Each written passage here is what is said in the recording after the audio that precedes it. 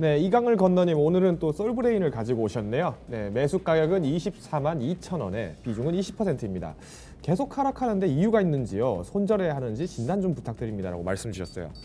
사실 이제 솔브레인, 그러니까 우리가 기존에는 솔브레인 홀딩스로 공략을 많이 했었는데 이번에 솔브레인으로 이제 인적 분할 만료가 됐죠. 지난 8월 6일인가요? 이때 분할을 하고 나서 상승 탄력 굉장히 좋았습니다. 근데 최근 들어서 솔브레인이 생각만큼 주가가 재미가 없었어요. 이거 왜 그런지 한번 궁금해하시는 분들 굉장히 많으실 것 같은데 일단은 지금 간단하게 차트 보시면서 이 얘기를 나눠보겠습니다. 어떻게 보면은 지금 솔브레인도 마찬가지로 우리가 디스플레이랑 2차 전지 관련된 부분에서 훨씬 기대감 커질 거다라는 부분들이 증권가뿐만 아니라 모든 금융사들이 다 레포트 발간하면서 이거 얼마까지 갈 거다 다 얘기들 다 나왔습니다. 근데 왜 지금 이 상황이 나타났느냐가 지금 이제 관건인데 실제로 지금 주가 흐름만 자체만 놓고 봤을 때는 거의 뭐 일반 종목들이 상장 효과 나고 나서 거품 빠진 거랑 지금 주가 흐름은 똑같이 나타나고 있습니다. 근데 이 부분들을 어떻게 극복할 것이냐가 저는 오히려 더 관건이라고 봅니다. 실제로 상장하고 나서 뭐 2년 이내는 다시 한번 주가가 한 번씩 튀는 그런 모멘텀들이 나타나죠. 공시를 해줘야 되니까요. 근데 오히려 이런 상황에서 저는 지금 매수 가격 자체가 지금 24만 원대이기 때문에 지금 장기간 가져갔을 때 부담감들 무엇으로 덜어낼 것이냐가 이제 관건인 것 같습니다. 자, 그러면 우리가 솔브레인 볼 때는 반드시 함께 보셔야 될 차트, 솔브레인 홀딩스도 같이 보셔야 되는데요. 일단 솔브레인 홀딩스를 잠깐 한번 갔다가 오겠습니다. 솔브레인 홀딩스 지금 보시면은 이제 인적 분할 기간 때문에 잠깐 이제 거래 중지됐다가 이후에는 오히려 솔브레인 홀딩스 같은 경우에는 이제 분할 이후에를 기준으로 했을 때는 사실 꾸준하게 상승은 하고 있어요. 자, 상승은 하고 있다. 이 말씀은 뭐냐면은 보다 1선에서 있는 것보다 2선에서 보다 안정적으로 나는 내 위치를 지켜나가겠다는 부분들이 솔브레인 홀딩스에서의 주가적인 메리트를 만들어가고 있다는 거거든요. 근데 오히려 좀 길게 보겠습니다. 차트 조금 늘려서 보면 실제로 지금 이 솔브레인 홀딩스가 지금 움직임이 어느 정도냐면 이제 겨우 코로나 이슈 극복을 한 정도밖에 되지 않아요. 그러니까 굉장히 둔하게 움직이고 있지만 꾸준하게 움직여가는 회사가 바로 이 솔브레인 홀딩스고 여전히 기대감들은 한 발 한 발 조금씩 움직이고 있다는 거죠. 뒤집어서 말씀드린다면은 이번에 나스닥으로 인해서 대형 기술주들 다 폭락했습니다. 그죠?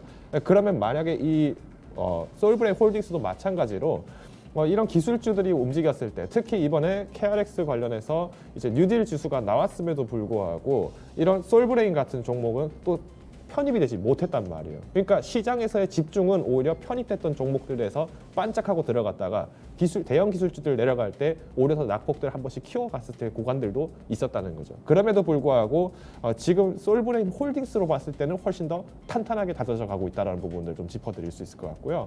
자, 그러면 이제 다시 원점이 이제 솔브레인을 한번 가볼게요. 솔브레인 같은 경우는 조금 아쉬웠던 것이 일단은 상장 효과 그리고 기대감들이 선반영이 된 부분이 분명히 있었습니다. 그러다 보니까 좀 조정을 계속 받고 있는 상황인데 다행스러운 것은 지금 이제 이런 진폭들이 굉장히 많이 좁혀져 가고 있다는 거. 일단 첫 번째. 그리고 두 번째는 지금 미국 증시로부터의 어떤 여파들이 국내로의 어떤 증시의 공포감들을 같이 끌고 오고 있다는 거죠. 근데 불행 중 다행은 무엇이냐? 우리가 바로 어제 이제 선물 만기일이었죠. 우리가 내만여일이라고 할 정도로 주가 지수의 선물 옵션 만기, 그리고 이제 종목 선물 옵션 만기까지 겹쳐 있는 날인데도 불구하고 국내 증시는 오히려 이런 부분들에서 탄탄하게 그래도 주가 방어를 하지 않았냐라고 말씀을 드린다면은 앞으로의 솔브레인 조금 더 기다려봐야 되지 않을까요? 저는 오히려 조금 현재 상황에서 기다려 보시는 게 맞지 않을까라고 저는 말씀드리고 싶어요.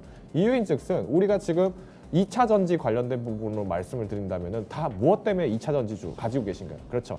미국에서 이번에 진행하는 테슬라의 배터리데이 관련된 부분 때문에 기대감 안고 조금 떨어진다 하더라도 기다려보자 하는 마음으로 갖고 계신다는 거죠.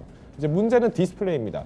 디스플레이 부분들이 특히 이제 LCD 같은 경우에는 중국에서의 마찬가지로 시장들이 굉장히 빠르게 되고 있는데 이번에 LG전자가 생각만큼 중국 기업들만큼의 어떤 디스플레이들, 그러니까 TV 채널이나 이런 것들을 판매가 조금 상대적으로 부진했다는 얘기가 나왔어요. 왜 그랬느냐? 중국은 내수로 들어갔기 때문에 중국 자기업에서는 중국 모기업에서의 그런 판매량들이 상대적으로 올라갔었다는 거죠.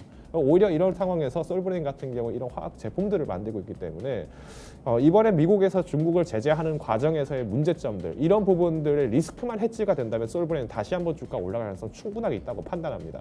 다만 지금 이제 20% 비중입니다. 그리고 일단 솔브레인 자체가 주가가 지금 상당히 무거워요. 무겁기 때문에 지금 비중 대비로 했을 때는 사실 다른 종목 여러 개를 사더라도 충분하게 버틸 수 있는 종목인데 유동 자체가 조금 많이 흑수가 되고 있기 때문에 시장이 가장 큰 적입니다. 그래서 오히려 이강을 건너님께서 조금 내가 단기간에 특히 이번 설 명절 이전에 내가 차익 실현을 해야 된다라고 판단을 하신다면은 올해 저는 솔브레인 같은 경우에는 조금 축소를 하셔야 돼요. 5% 정도 축소를 하시고 다른 탄력 있는 종목들, 특히 또 시장에서의 아직 평가가 이루어지지 못했던 저평가 종목들, 앞서서 말씀드렸던 뭐 2차 전지라든가 아니면 5G라든가 IT 이런 바이오, 게임 이런 종목들에 대해서 다시 한번 전환을 해보시는 게 필요하다고 말씀드리고 싶고요. 오히려 나는 내년까지도 충분하게 가져가겠다 하신다면은 저는 솔브레인 아직도 매력이 있는 포인트다라고 말씀을 드리겠습니다.